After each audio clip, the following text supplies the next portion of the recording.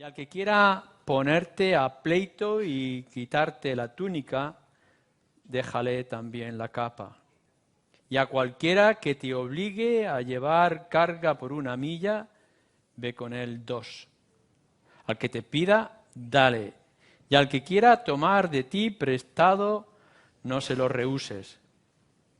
Oísteis que fue dicho, amarás a tu prójimo y aborrecerás a tu enemigo. Pero yo os digo, amad a vuestros enemigos, bendecid a los que os maldicen, haced bien a los que os aborrecen y orar por los que os ultrajan y os persiguen, para que seáis hijos de vuestro Padre que está en los cielos, que hace salir su sol sobre malos y buenos, y que hace llover sobre justos e injustos. Porque si amáis a los que os aman, ¿qué recompensa tendréis? ¿No hacen también lo mismo los publicanos? Y si saludáis a vuestros hermanos solamente, ¿qué hacéis de más? ¿No hacen también así los gentiles? Sed, pues, vosotros perfectos, como vuestro Padre que está en los cielos es perfecto. Quiero que ahora paséis a la primera carta del apóstol Pablo a los Corintios. Más bien os escribí que no os juntéis con ninguno que llamándose hermano fuere fornicario o avaro o idólatra o maldiciente o borracho o ladrón. Con el tal ni aun comáis. Porque ¿qué razón tendría yo para juzgar a los que están fuera? ¿No juzgáis vosotros a los que están dentro? Porque a los que están fuera Dios juzgará. Quitad, pues, a ese perverso de entre vosotros. Quiero que en esta mañana pongamos nuestra atención en el versículo 12 y solamente en una parte de ese versículo 12. Y quiero también que pongáis mucha atención a lo que yo quiero exponer a la luz de esta palabra, porque fácilmente puedo ser malentendido. Y creo que debemos de tener mucho cuidado en ver en lo que yo pueda exponer y si en realidad es lo que la Escritura, no solamente aquí, sino en otros lugares, nos está diciendo. El domingo pasado ya hablábamos en estos versículos de algo que yo decía que era una paradoja, o varias paradojas, varios misterios difíciles de resolver. Por una parte, algo que siempre diremos del gozo, que es que el pecador se salve por pura gracia. No el justo, sino el malo se pueda salvar. Pero otra de las cosas, y es lo que nos tratan estos versículos de manera particular, que nos debe de sorprender e incluso asustar, es que el creyente que ya ha sido salvo y han sido pagados sus pecados pueda volver a su vómito, pueda volver al pecado. ¿Cómo es posible que alguien que haya gustado de estas grandes cosas del Evangelio pueda volver a practicar y a vivir en pecado? Pero es una realidad que la podemos ver constantemente. Pablo la está trayendo en su carta a los Corintios y ciertamente nosotros también lo podemos ver en nuestras propias vidas de iglesia. Tratando este asunto nos dice varias cosas, ya hemos visto dos de ellas o varias de ellas. En primer lugar es cómo tiene que ser nuestra relación con respecto al mundo que nos rodea. No nos debe de sorprender que en el mundo haya pecado y que esa lista que se nos da aquí de los pecados los podamos ver de manera muy común. No nos debe de asustar el pecado y no hay ningún llamamiento a que podamos pensar que el pecado no se va a dar. Y tampoco nos dice que nosotros nos separemos del mundo. El Señor Jesucristo nos dice que debemos de permanecer en el mundo, separados del mal, pero en medio del mundo. Y también nos está hablando, en segundo lugar, del pecado en el llamado hermano, aquel que dice ser hermano, quizá que pueda ser hermano de verdad y está viviendo en pecado. Es la triste realidad que tenemos que afrontar, para eso está la disciplina y lo triste es que podamos ver que los mismos pecados que se están dando fuera en el mundo también se den en la Iglesia. Esto es lo que nos está diciendo Pablo. Cuando está citando, por ejemplo, en el versículo 9 de los fornicarios y etcétera, que podemos ver en el mundo, tristemente lo podemos ver también en la Iglesia. Bueno, Pablo dice, el mundo es el mundo, pero en el pueblo de Dios esto ya es otra historia que tenemos que afrontar.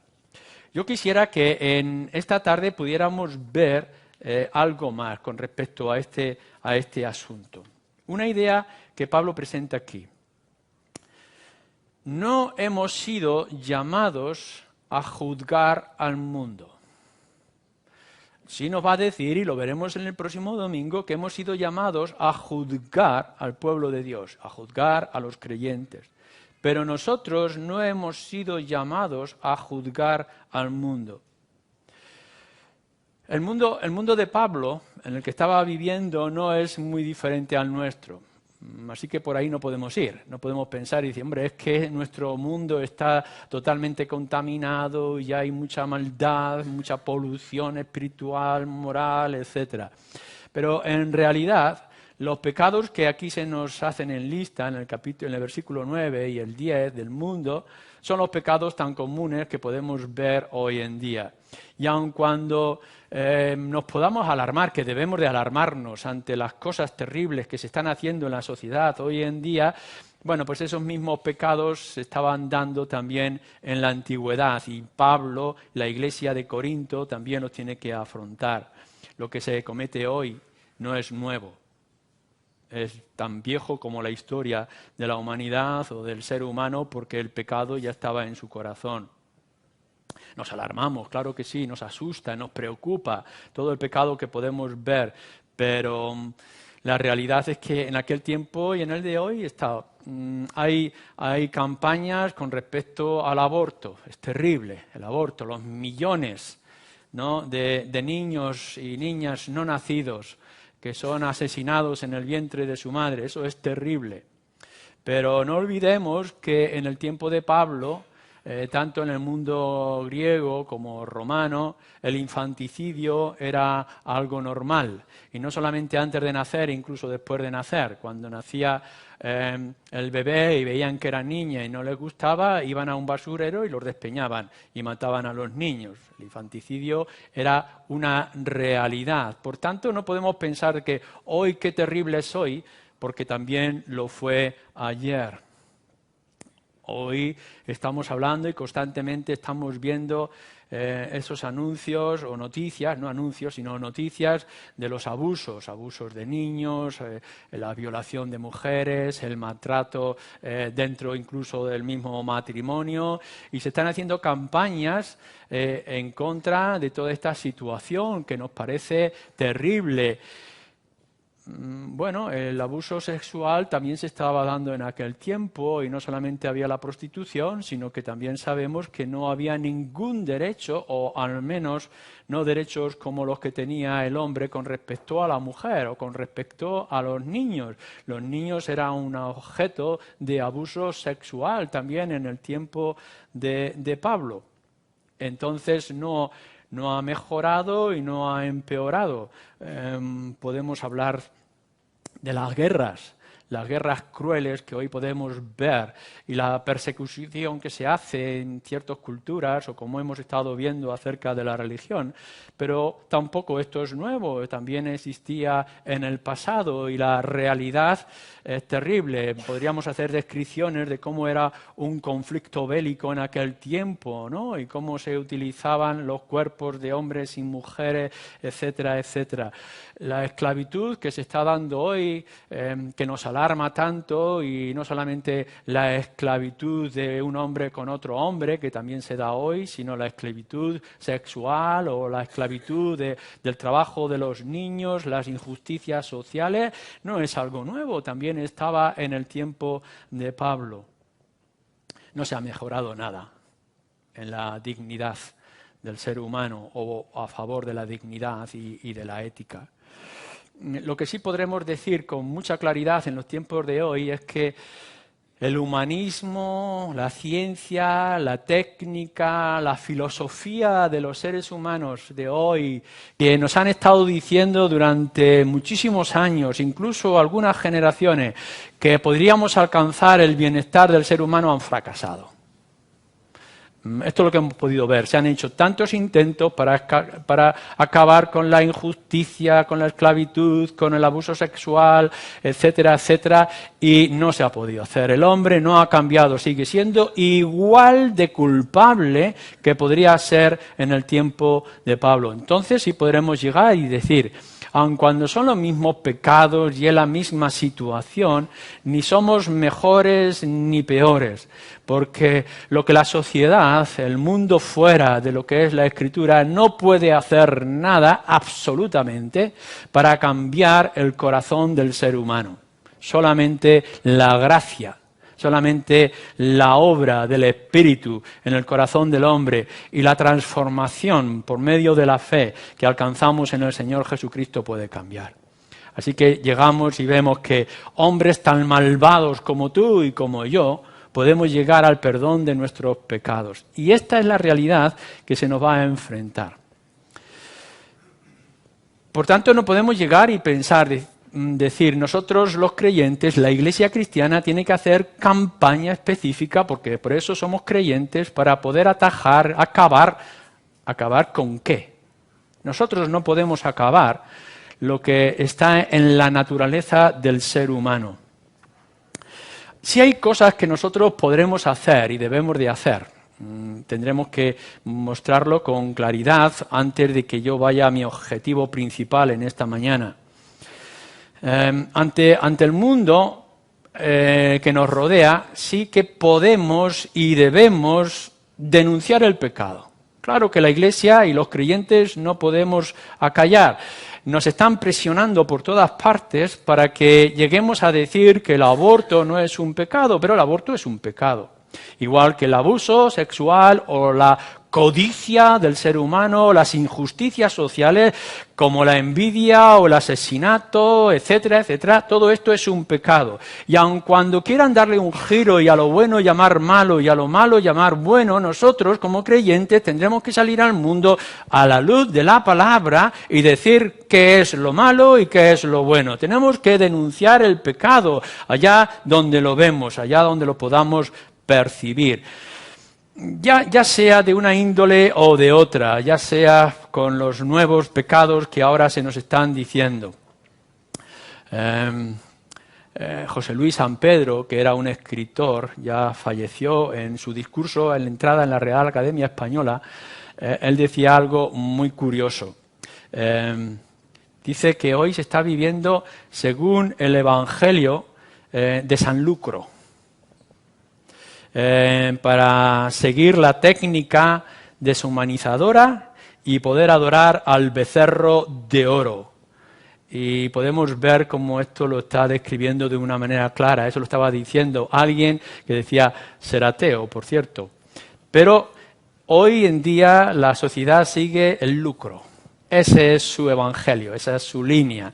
Y la técnica deshumanizadora, es decir, poder tener más para poder hacer menos, aun cuando eso sea abusar del ser humano, es su lucha constante para poder llegar ¿a qué? A adorar e inclinarse delante del oro, de la riqueza, del poder, de sus cuentas bancarias. Esto es la realidad que estamos viendo. No hay programa de televisión en el cual no podamos ver la sexualización de todo absolutamente. Y incluso para poder comprar un objeto de lo más cotidiano o para ir a tratar otro tipo de asuntos escolares, la sexualidad nos la están poniendo por todas partes como si fuera la meta máxima, alcanzar lo que uno pueda alcanzar en estos temas del liberalismo o de adoración del ser humano y de su intimidad. ¿Qué tendremos que decir de otros aspectos de la economía o de la riqueza? La idolatría. La idolatría ya no es tanto inclinarse delante de una imagen de algún ídolo pagano, griego, romano, sino la idolatría constante de la cual nos estamos rodeando unos y a otros, a todo aquello que buscamos la conformidad o la confianza o la rendición a cierto objeto, cierta actitud o cierta situación. Así que todo esto no lo podemos callar, tenemos que denunciarlo. Tenemos que decir lo que la Biblia dice que es pecado y no lo que la sociedad, el mundo, la gente, la tradición, la cultura nos pueda decir que es pecado. Y todos esos pecados están trayendo muchos males y no nos podemos callar y no podemos ser indiferentes a ellos. Es tristísimo lo que estamos viendo. Mirar, en las cuestiones del aborto no solamente está sufriendo el niño no nacido que es asesinado, sino la madre que se le ha animado a abortar su propio hijo y toda la crisis emocional que están sufriendo y que están experimentando. La pena que nos da, que nos debe de dar. En esta mañana yo estaba viendo a un grupo de borrachos saliendo de su pub preferido, orinando en medio de la calle, gritando, un hombre vestido de mujer y llamando la atención. Y uno puede decir cuánta maldad hay ahí, pero cuánta miseria y cuánta desgracia. Cuánto mal está haciendo el pecado y Satanás. No solamente pensamos en el daño que está haciendo a la Iglesia, a los creyentes, sino el daño que se están haciendo a ellos mismos. Están buscando una medicina que en realidad lo que está haciendo es envenenar su espíritu. Y ante todo eso nosotros no podemos callar. Y no solamente decir porque nos están haciendo daño a nosotros la Iglesia o a nuestros ojos o a nuestra sensibilidad, sino porque les está haciendo daño a ellos mismos. Que la sociedad en la dirección donde va a su propia autodestrucción. El otro día discutiendo a alguien en una de esas tertulias que se hacen en la radio y no sabían si apoyar la prostitución o no apoyar la prostitución, si ese era un negocio bueno o si era un negocio malo. Y allí estaban dando conjeturas ridículas y absurdas y no iban al meollo del asunto. Y por una parte te estaban diciendo la liberación para poder hacer lo que uno le apetezca con su cuerpo, donde quiera y cuando quiera, y a la misma vez están condenando y están intentando reprimir y cerrar. Esto es una locura y no saben y se están haciendo daño a nosotros mismos, nuestros ojos, nuestra atención a la luz de la palabra. Es que no podemos callar, tenemos que denunciar el pecado, pero no es lo mismo denunciar, como veremos, a juzgar. En segundo lugar, claro, en este asunto nosotros también debemos de hacer frente a los ataques. Nos están atacando por todas partes y nos están despreciando y nos están invitando a pecar. Como se nos estaba contando de esa historia, cuando alguien se convierte y de pronto es diferente en su propia aldea y la sociedad o la aldea en sí se vuelcan en contra de esa persona porque ya es diferente.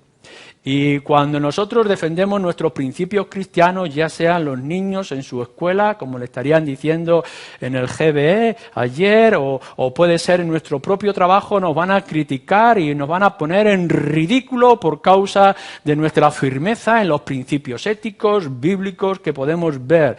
Y nos están diciendo por todas partes lo más natural que es seguir su propio ritmo, dejarse llevar por la cultura en la que ellos están viviendo y que ser diferentes a ellos es el nuevo pecado de hoy. Ser distintos, es decir, ser cristianos en un mundo como este es un pecado horrible a sus propios ojos. Nos están intentando no solamente presionar, sino que a veces nos intenta seducir para que nosotros caigamos en su pecado.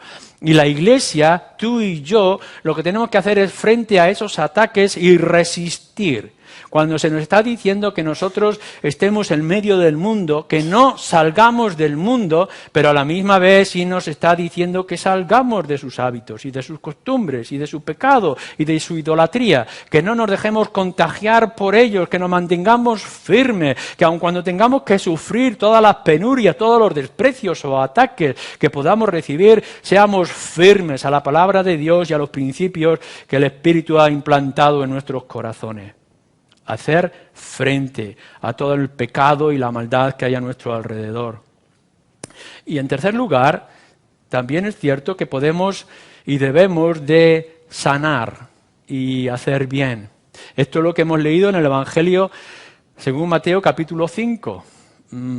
Si alguno de vosotros puede leer ese versículo 38 hasta el 48 con toda tranquilidad y sosiego, me sorprendería. ¿Por qué? Porque nos está diciendo algo que es increíble, es imposible a nuestros propios ojos de poder hacer. ¿Cómo vamos a amar a nuestros enemigos? ¿Cómo voy a poner yo mi mejilla para que me vuelva a pegar después de haberme pegado en la otra? ¿Cómo es que yo no lo voy a denunciar o yo voy a presentar mi túnica cuando me intenta robar? ¿Qué es esto lo que me está diciendo el Evangelio?